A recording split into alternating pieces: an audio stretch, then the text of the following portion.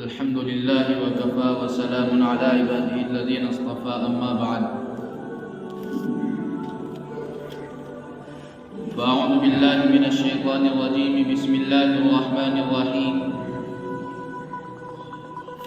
يرفع الله الذين آمنوا منكم والذين أوتوا العلم درجات وقال تعالى إنا نحن نزلنا الذكر وإنا له لحافظون عن عثمان بن عفان رضي الله تعالى عنه أنه قال قال رسول الله صلى الله عليه وسلم خيركم من تعلم القرآن وعلمه أو كما قال عليه الصلاة والسلام وقال النبي صلى الله عليه وسلم اغد عالما أو متعلما أو مستمعا أو محبا ولا تكن الخامسة فتهلك او كما قال علیہ الصلاۃ والسلام۔ اسلام کی فطرت میں قدرت نے لچک دی ہے، اسلام کی فطرت میں قدرت نے لچک دی ہے، اتنا ہی یہ ابھرے گا جتنا کہ دباؤ گے۔ شاعر کہتا ہے نجا ظاہر پرستی پر اگر کچھ عقل و دانش ہے، نجا ظاہر پرستی پر اگر کچھ عقل و دانش ہے، چمکتا جو نظر آئے وہ سب سونا نہیں ہوتا۔ قرآن کریم کی دو آیت اور اللہ کے رسول صلی اللہ علیہ وسلم کی دو احادیث مبارکہ آپ حضرات کے سامنے پڑھی ہیں۔ قرآن کریم کے اندر اللہ تبارک و تعالیٰ نے یہ ارشاد فرمایا یرفع اللہ الذین آمنوا منکم والذین اوتوا العلم درجات۔ اللہ تبارک و تعالیٰ ایمان والوں کے درجات کو بلند فرماتے ہیں، والذین اوتوا العلم اور ان لوگوں کے درجات کو بلند فرماتے ہیں کہ جن کو اللہ تبارک و تعالیٰ نے علم کی دولت سے نوازا ہے۔ دوسری آیت کریمہ کے اندر اللہ تبارک و تعالیٰ نے یہ ارشاد فرمایا انا نحن نزلنا الذکر وانا لہ لحافظون۔ اللہ تعالیٰ نے فرمایا کہ ہم نے ہی قرآن کریم کو نازل کیا ہے اور ہم ہی اس کی حفاظت کرنے والے ہیں۔ اللہ کے رسول صلی اللہ علیہ وسلم نے حدیث مبارکہ کے اندر یہ ارشاد فرمایا خیرکم من تعلم القرآن وعلمہ، کہ تم میں سب سے بہتر انسان وہ ہے جو قرآن کریم کو سیکھے اور سکھائے۔ دوسری حدیث کے اندر اللہ کے رسول صلی اللہ علیہ وسلم نے یہ ارشاد فرمایا اغدو عالما او متعلما۔ آپ علیہ الصلاۃ والسلام نے فرمایا کہ یا تو تم عالم بنو، علم سکھانے والے بنو، او متعلما یا پھر علم سیکھنے والے بنو، او مستمعا یا پھر علم کی باتوں کو سننے والے بنو، او محبا یا پھر اہل علم سے محبت رکھنے والے بنو، ولا تکن الخامسۃ فتہلک، اور آپ پانچویں قسم میں سے مت ہو جانا ورنہ ہلاک کر دیے جاؤ گے، ہلاک ہو جاؤ گے۔ اللہ کے رسول صلی اللہ علیہ وسلم نے حدیث مبارکہ میں ارشاد فرمایا خیرکم من تعلم القرآن وعلمہ، کہ تم میں سب سے بہتر انسان وہ ہے جو قرآن کریم کو سیکھے اور سکھائے۔ ادھر اللہ تبارک و تعالیٰ نے قرآن کریم کے متعلق ارشاد فرمایا انا نحن نزلنا الذکر وانا لہ لحافظون، کہ ہم نے قرآن کریم کو نازل کیا ہے اور ہم ہی اس قرآن کریم کی حفاظت کرنے والے ہیں۔ قرآن کریم یہ اللہ تبارک و تعالیٰ کا کلام ہے اور چار بڑی آسمانی کتابیں اللہ تبارک و تعالیٰ نے اس دنیا کے اندر انبیاء علیہم الصلاۃ والسلام پر مبعوث فرمائی ہیں، جن میں سے توریت، انجیل اور زبور، یہ تین کتابیں اللہ کے رسول صلی اللہ علیہ وسلم سے پہلے انبیاء علیہ السلام پر نازل ہوئی ہیں۔ حضرت موسیٰ علیہ السلام پر، حضرت داؤد علیہ السلام پر اور حضرت عیسیٰ علیہ السلام پر، اور اس کے علاوہ بھی بہت سارے صحائف، بہت ساری مختصر سی کتابیں اللہ تبارک و تعالیٰ نے اپنے پیارے پیغمبروں پر لوگوں کی ہدایت اور رہنمائی کے لیے نازل فرمائے ہیں۔ لیکن اللہ تبارک و تعالیٰ نے کسی بھی کتاب کے بارے میں اور کسی بھی صحیفے کے بارے میں یہ اعلان نہیں کیا یا وعدہ نہیں کیا کہ ہم ان کی حفاظت کرنے والے ہیں۔ توریت اللہ تبارک و تعالیٰ نے نازل کی ہے، مگر اللہ تبارک و تعالیٰ نے توریت کے متعلق یہ نہیں فرمایا کہ ہم اس کی حفاظت کریں گے۔ زبور اللہ تبارک و تعالیٰ نے نازل کی ہے، مگر یہ نہیں فرمایا کہ ہم اس کی حفاظت کریں گے۔ اور اسی طریقے سے انجیل اللہ تبارک و تعالیٰ نے نازل کی ہے، مگر اللہ تبارک و تعالیٰ نے یہ نہیں فرمایا کہ ہم اس کی حفاظت کریں گے۔ مگر جب اللہ تبارک و تعالیٰ نے قرآن کریم کو محمد الرسول اللہ صلی اللہ علیہ وسلم پر نازل کیا ہے، تو اللہ تبارک و تعالیٰ نے نبی پاک علیہ السلام سے یہ کہہ دیا اور یہ وعدہ علیہ السلام سے کیا، اِنَّا نَحْنُ نَزَّلْنَا الذِّكْرَ وَإِنَّا لَهُ لَحَافِظُونَ، کہ قرآن کریم کو ہم نے نازل کیا ہے اور ہم ہی اس کی حفاظت کرنے والے ہیں۔ جب اللہ کے رسول صلی اللہ علیہ وسلم پر وحی آیا کرتی تھی تو آپ علیہ السلام حضرت جبرائیل علیہ السلام کے ساتھ پڑھنا شروع کر دیا کرتے تھے۔ آپ علیہ السلام کو منع کر دیا گیا کہ آپ کو ساتھ میں پڑھنے کی ضرورت نہیں ہے۔ آپ علیہ السلام کے دماغ میں یہ بات ہوتی تھی کہ ہو سکتا ہے کہ میں اگر حضرت جبرائیل کے ساتھ قرآن نہیں پڑھوں گا تو ہو سکتا ہے کہ میں انسان ہوں اور انسان ہونے کی وجہ سے اللہ کا کلام بھلا دیا جاؤں، لہذا اگر میں اس کو ساتھ ساتھ میں پڑھوں گا تو مجھے یاد رہے گا، اور جب مجھے قرآن کریم اچھا یاد رہے گا تو میں لوگوں تک اس کو پہنچا پاؤں گا صحیح طریقے سے۔ مگر اللہ تبارک و تعالیٰ نے اعلان کر دیا سَنُقْرِئُكَ فَلَا تَنْسَىٰ، آپ کو حضرت جبرائیل کے ساتھ پڑھنے کی قطعاً ضرورت نہیں ہے، بلکہ اگر یاد کرنے کی بات ہے تو یہ ہماری ذمہ داری ہے، فَلَا تَنْسَىٰ، ہم آپ کو ایسا یاد کرائیں گے، ایسا پڑھائیں گے کہ آپ کبھی بھول نہیں سکتے۔ اس لیے اللہ تبارک و تعالیٰ نے اپنے السلام سے منع کر دیا۔ اس کی وجہ یہ ہے اِنَّا نَحْنُ نَزَّلْنَا الذِّكْرَ وَإِنَّا لَهُ لَحَافِظُونَ، اس لیے کہ اللہ تبارک و تعالیٰ نے وعدہ کیا ہے کہ ہم قرآن کریم کو نازل کرنے والے ہیں اور ہم ہی اس کی حفاظت کریں گے۔ اور یہی وجہ ہے کہ آج دنیا کے اندر جتنے بھی صحائف اور جتنی بھی کتابیں نازل ہوئی ہیں، خاص طور سے یہ 4 بڑی کتابیں، قرآن کریم کے علاوہ ہر کتاب میں ہر قوم نے کچھ نہ کچھ رد و بدل کیا ہے، مگر قرآن کریم کے اندر آج تک ایک حرف کا بھی، ایک نقطے کا بھی، ایک آیت کا بھی اور ایک شوسے کا بھی ذرہ برابر کوئی فرق نہیں آیا۔ اس کی وجہ یہی ہے کہ اللہ تبارک و تعالیٰ نے اس کی حفاظت کا ذمہ خود اپنے ذمہ لیا، اور اس کی حفاظت، قرآن کریم کی حفاظت کا ایک ذریعہ ہے ہمارے دینی مدارس۔ اس لیے کہ قرآن کریم کی تعلیم اور قرآن کریم کو پڑھانا اور قرآن کریم کے الفاظ کو بچوں کو یاد کرانا، ان کو حافظ قرآن بنانا، یہ کسی کے گھر پر نہیں ہوتا، بلکہ اگر کسی کو قرآن کریم پڑھنا ہے، اپنے بچے کو حافظ قرآن بنانا ہے، تو مدرسے کی 4 دیواری کے اندر ضرور بھیجنا پڑے۔ اب سوال یہاں یہ پیدا ہوتا ہے کہ مدرسہ کس چیز کا نام ہے؟ ہمیں یہ ذہن سے نکال دینا چاہیے کہ مدرسہ کسی عمارت کا نام ہے، بلکہ مدرسہ اس جگہ کو کہتے ہیں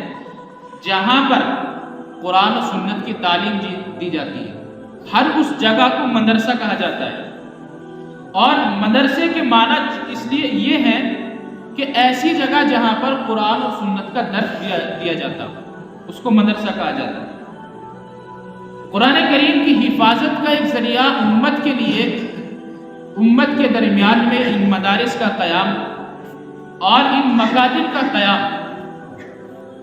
آج لوگوں کے درمیان میں یہ شوشہ چھوڑ دیا ہے کچھ لوگوں نے لوگ کہتے ہیں کہ مدارس نے دنیا والوں کو کیا دیا ہے، اور بہت سارے لوگ یہ کہتے ہیں کہ مدارس والے بڑے شدت پسند ہوتے ہیں، بہت خراب آدمی ہوتے ہیں۔ اور تیسری بات یہ آتی ہے کہ اگر ہم اپنے بچوں کو حافظ قرآن بنائیں گے، اپنے بچوں کو ہم عالم بنائیں گے، تو پھر ہم اپنے بچوں کو کھلائیں گے کہاں سے؟ پہلی بات یہ ہے کہ جو لوگ یہ اعتراض کرتے ہیں کہ مدرسے نے دنیا والوں کو کیا دیا ہے، تو ان کے سامنے یہ بات ہمیں صاف طور پر یہ کہہ دینا ہمارے لیے ضروری ہے کہ مدرسے نے دنیا والوں کو ہر وہ چیز دی ہے جو دوسری جگہ نہیں مل سکتی۔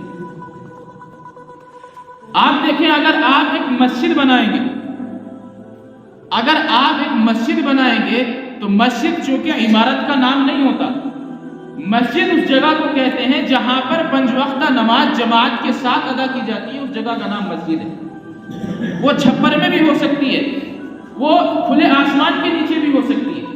اس کے لیے ضروری نہیں ہے کہ کسی خاص عمارت کا انتظام کیا جائے، بلکہ مسجد اس جگہ کو کہا جاتا ہے جہاں پر کھڑے ہو کر کے 5 وقتہ نماز جماعت کے ساتھ ادا کی جاتی ہو، اس جگہ کو مسجد کہا جاتا ہے۔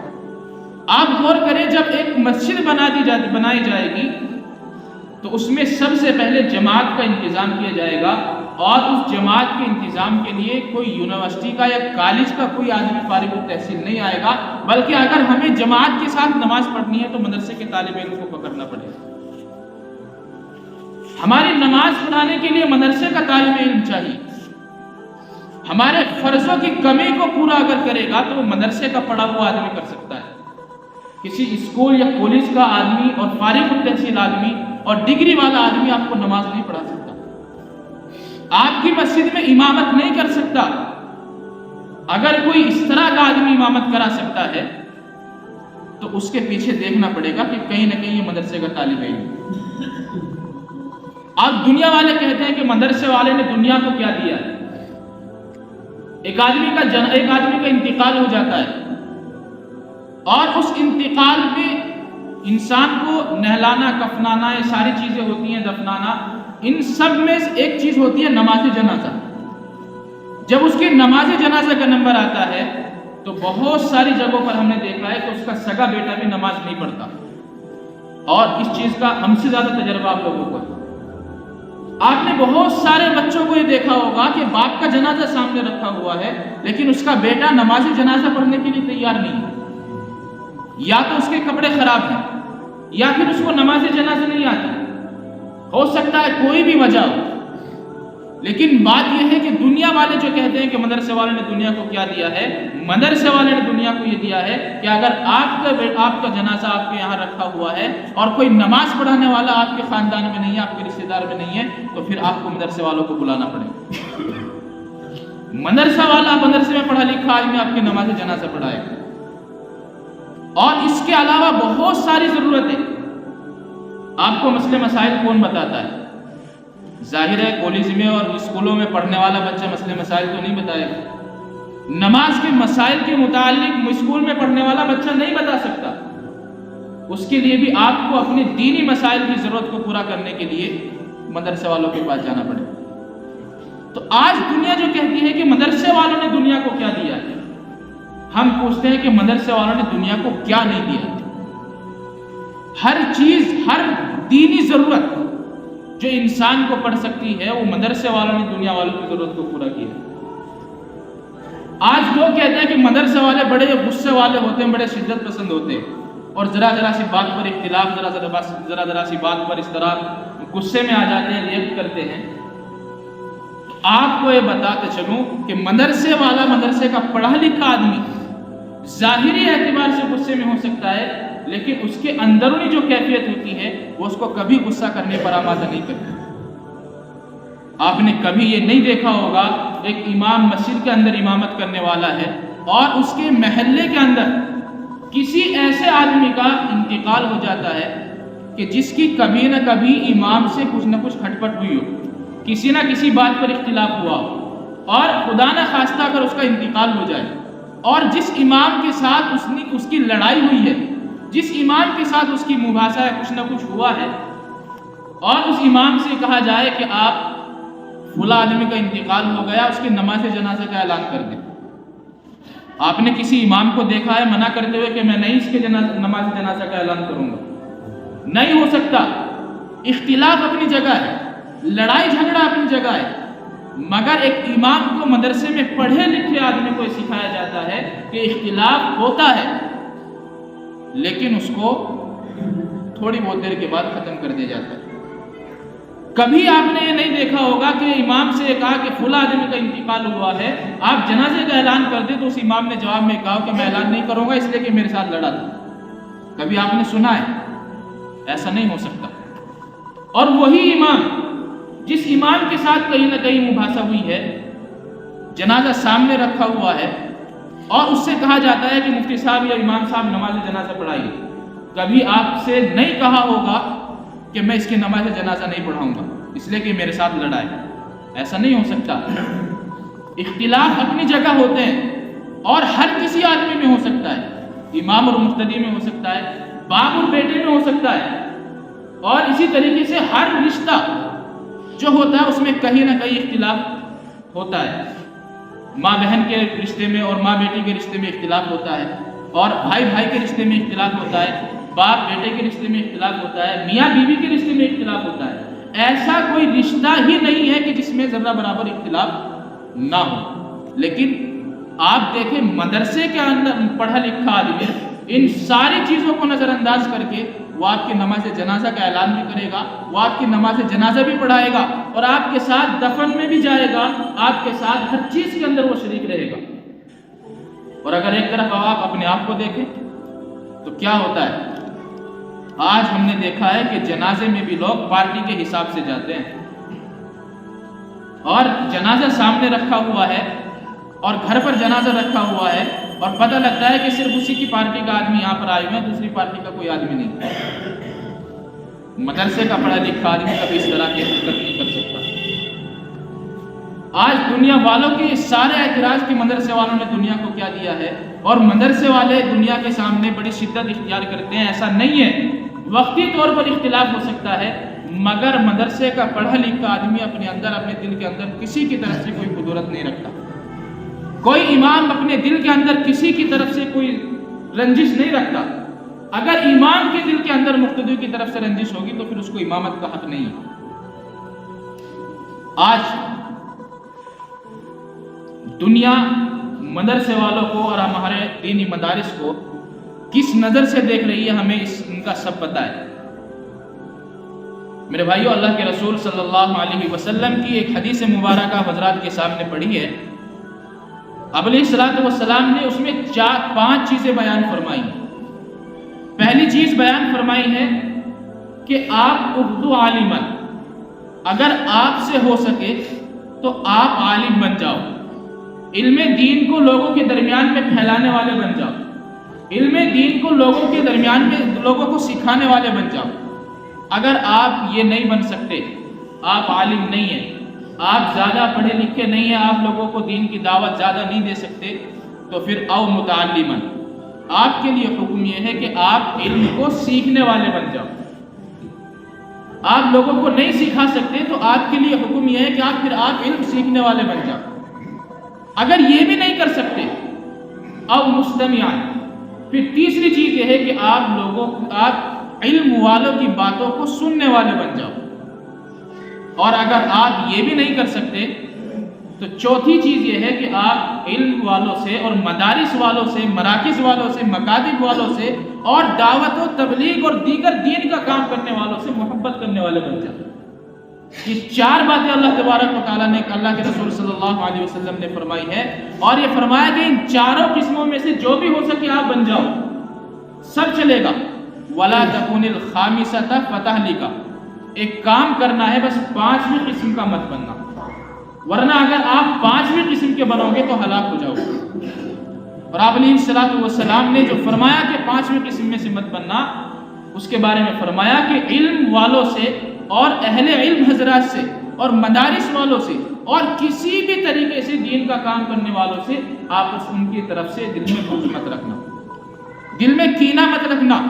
دل میں حسد مت رکھنا، اگر علم والوں کی طرف سے، اگر مدارس والوں کی طرف سے، مساجد والوں کی طرف سے، مراکز والوں کی طرف سے، اور کوئی بھی دین کا کام کرنے والوں کی طرف سے آپ کے دل کے اندر کینہ ہوگا تو آپ کی ہلاکت کو کوئی نہیں روک سکتا۔ یہ اللہ کے رسول صلی اللہ علیہ وسلم نے فرمایا۔ اگر ہم اس حدیث کو سامنے رکھ کر اگر ہم غور کریں گے اپنے آپ میں تو بسا اوقات سمجھ میں آتا ہے کہ ہم 5ویں قسم میں سے ہیں، اس لیے کہ عالم ہم ہیں نہیں، علم لوگوں کو سکھاتے نہیں، خود سیکھتے نہیں، اور دین کی بات کو سننا ہم نہیں چاہتے،